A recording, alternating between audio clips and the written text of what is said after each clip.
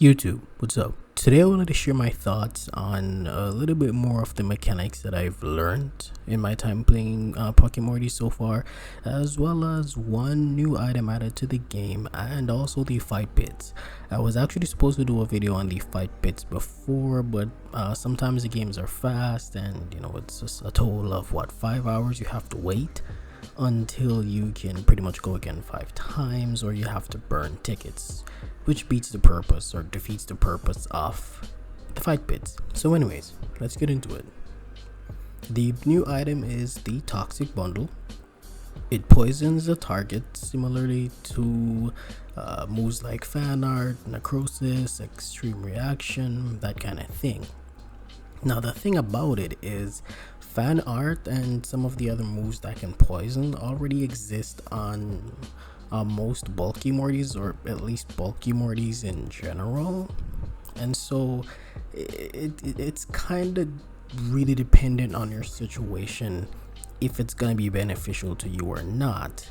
Now if you're using a really bulky team and maybe you have a Morty like a mascot Morty or a Morty that doesn't get access to poisoning, then it could definitely be useful. Or if you want that 100% chance at the cost of one item to poison as opposed to 30%, then it's also very useful for you there as well. You could even go as far as to have a specific Morty on your opponent's team. It switches in and you just poison it. You need to get some residual damage, you need to put that thing on a timer, boom, you poison it. Now next up we have the fight pits.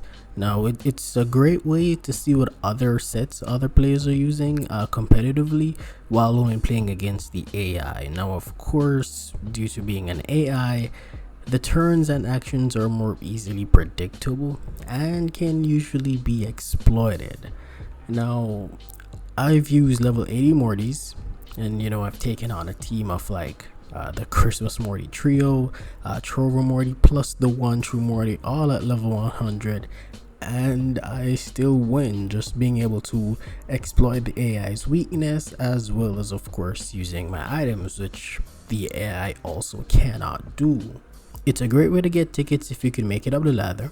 Now in my time laddering up in the fight pits as well as playing against other players from PvP, I've learned that buffs and debuffs actually remain even after you switch out or you're dazed. So that kind of changed a lot for me during the fighting process and how I approached certain battles, because that opens up doors for a lot of things, and you can strategize, you can come up with plans that you can put in place that'll make you get a decisive advantage. Now what I mean by that is, let's say for instance you have a rock out, they switch into a paper. On their switch into the paper, you click a move that'll buff yourself, and then when the paper comes in, you switch out.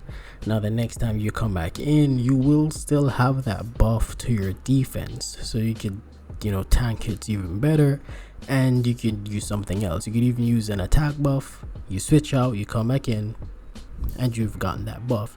So you could use a fast Morty to debuff an opposing Morty, opening up the door for another Morty that could hit him for more damage. Being fast allows you to be able to debuff prior to them switching out. You can use it to prepare a Morty to sweep, so you can try to set up with it, switch out, set up with it, switch out.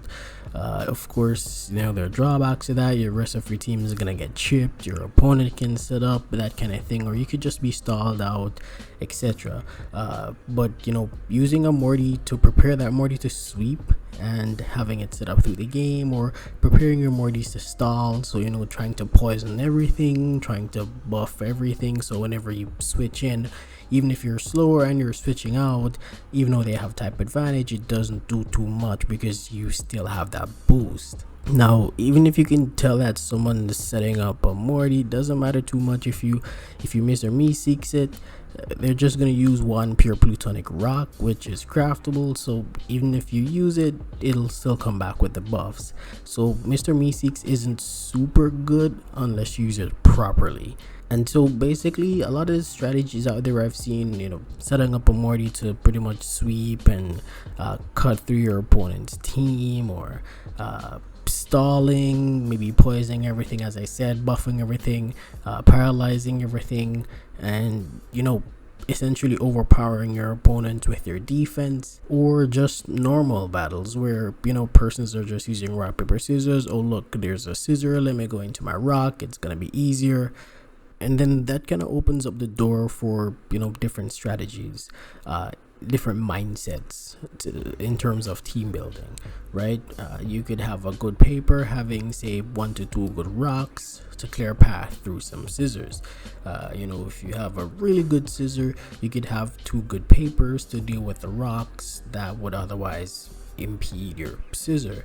And the same thing, if you have a good rock, then it can benefit from being paired with 1 or 2 good scissors to deal with opposing papers. Now, I'm sure there are many other strategies out there, so it's pretty much just learning more about the game as we go by, and of course we get better at it. Now there's a next upcoming event as well, so we're going to look out for that. And I think moving forward, we're gonna start doing some competitive videos as well, for sure. So I'll be working on that moving forward. Now drop a like down below, it helps me to know that you like the content I create.